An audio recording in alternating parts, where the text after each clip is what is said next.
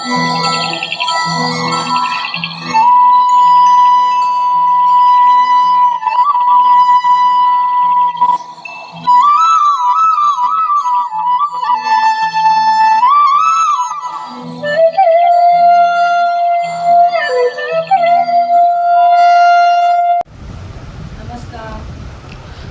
आपण बनवणार आहोत जसे बटाट्याचे फ्रेंच फ्राईज असतात, फिंगर चिप्स असतात, अगदी तसेच पण दुधी भोपळ्याचे एक वेगळा नवीन प्रयोग, चविष्ट, रुचकर, स्वादिष्ट आणि हेल्दी.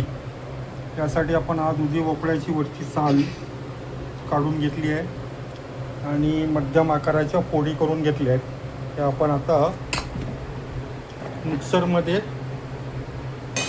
पेस्ट करणार आहोत.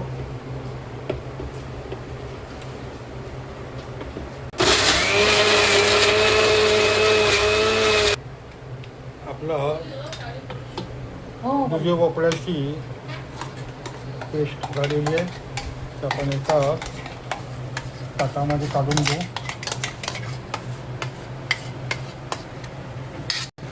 याच्यामध्ये पाणी अजिबात टाकायचं नाही.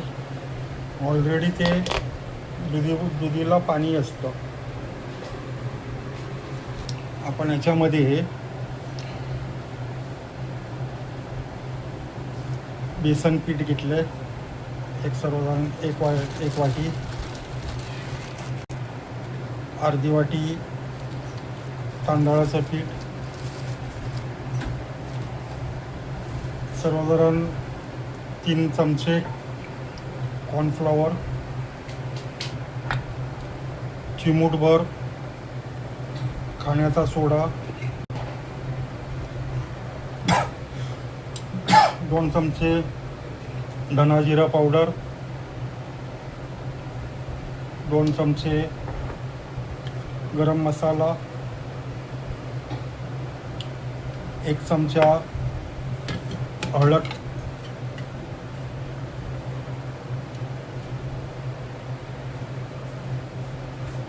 2 चमचे पूर्ण लाल मालवणी तिखट आणि चवीप्रमाणे आपलं मीठ. किचन पुन्हा एकदा आवरून घेऊ. हे सर्व साहित्य छानपणे एकत्र एकजीव करू.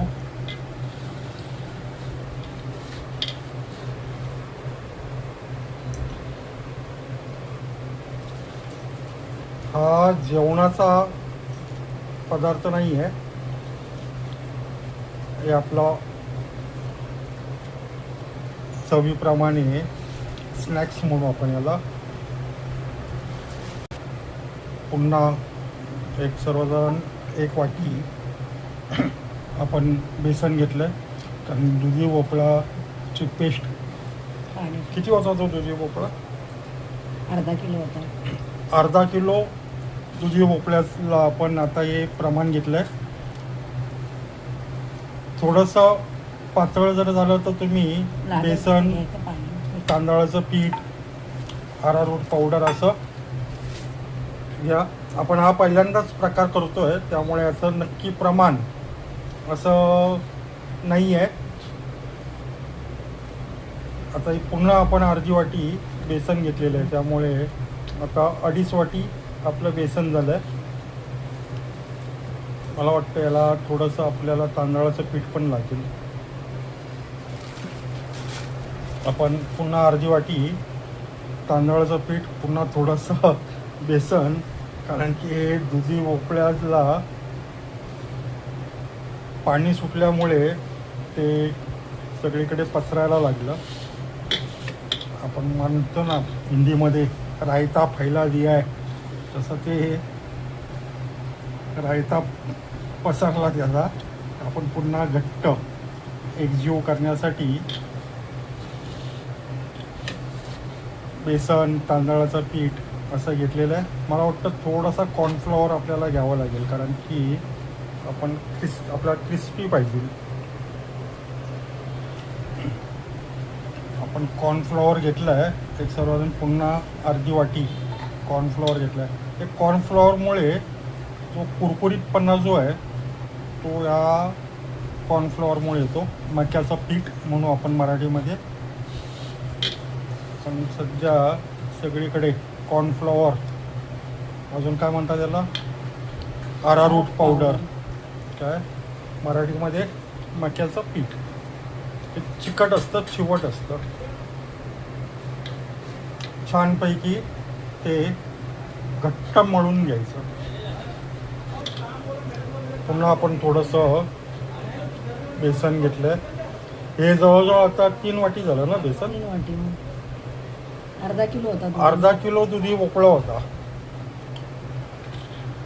शेवटी एकदा ती नीट आपल्याला पाहिजे तशी त्याचा थिकनेस आलं की एकंदरीत संपूर्ण सरासरी प्रमाण आपल्याला कळेल.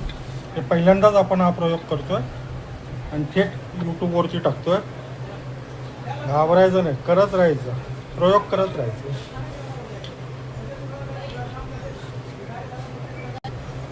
हे जवळजवळ आपलं चांगलं छानपैकी झालेलं आहे.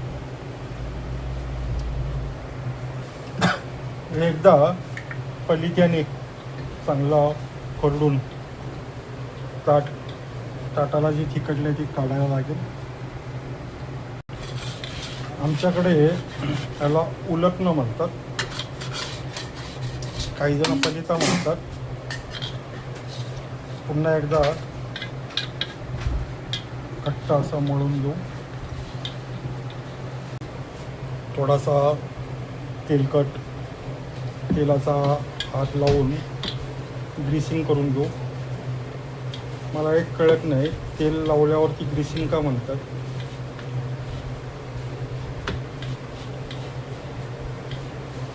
आपण ग्रीस तर लावत नाही,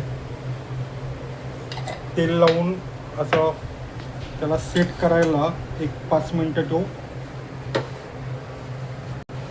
एकदा किचन ओटा साफ करून घेऊया. आता आपण थोडंसं पाणी टाकू. त्यावरती बटर पेपर ठेवू, मग तो बटर पेपर सरकणार नाही. बटर पेपरला वरून थोडंसं तेलाचा हात लावू. एक गोळा घेतला आहे,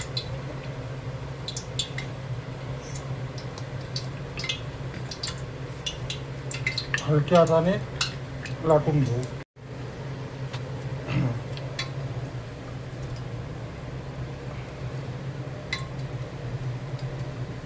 करंज्या कापायच्या खिडकीने सगळा गोलाकार भाग आहे तो काढून टाकलाय.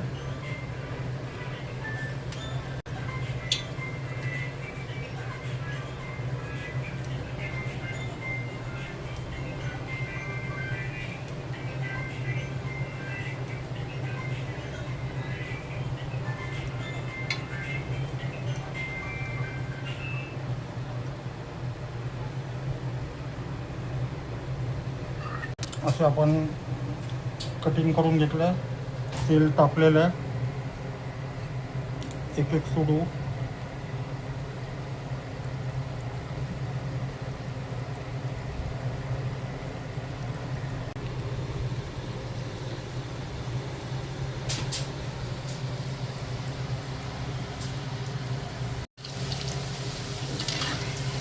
आपला प्रयोग यशस्वी झाला आहे. मस्तपैकी ते दुकानामध्ये नळ्या मिळतात ना, तसं फुलून आल्यात.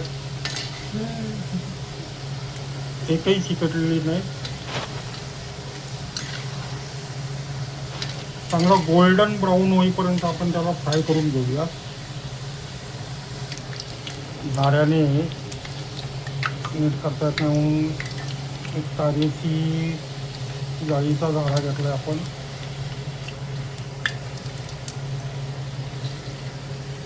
हे लहान पदार्थ तळताना हा चांगला उपयोगाला येतो. आपण एक काढून घेऊया. चांगले गोल्डन ब्राऊन झाले आहेत.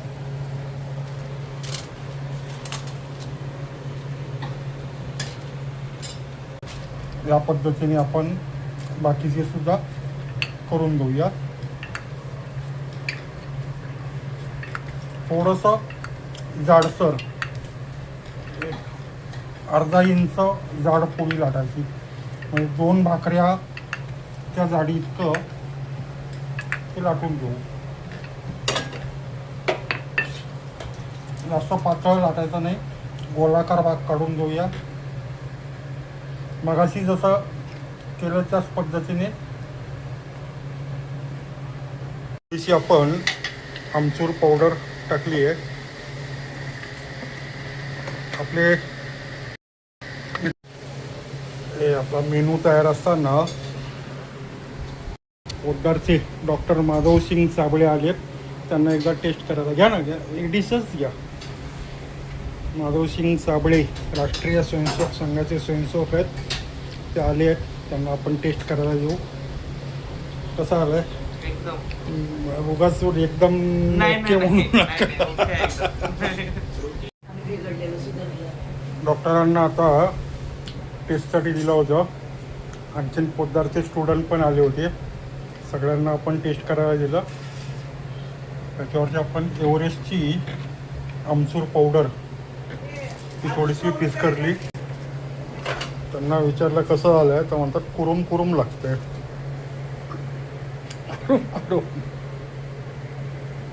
करून घेतो. त्याच्यामध्ये ओपन सिक्रेट असं आहे की जेवढं तुम्ही बेसन घ्याल त्याच्या निम्मे तांदळाचं पीठ आणि तेवढंच कॉर्नफ्लॉवरमुळे ते कुरकुरीत होतात. ते तळून झालं की त्यावरती आमचूर पावडर आठवणीने टाका, त्याच्यामुळे जरा थोडंसं स्वाद येईल. आमचूर पावडर जर नसेल तर जलजिरा, टोमॅटो सॉस किंवा टोमॅटो केचप याच्यासोबत सर्व करा. पुन्हा भेटू पुढच्या व्हिडिओमध्ये. तोपर्यंत सर्वांना जय श्रीराम.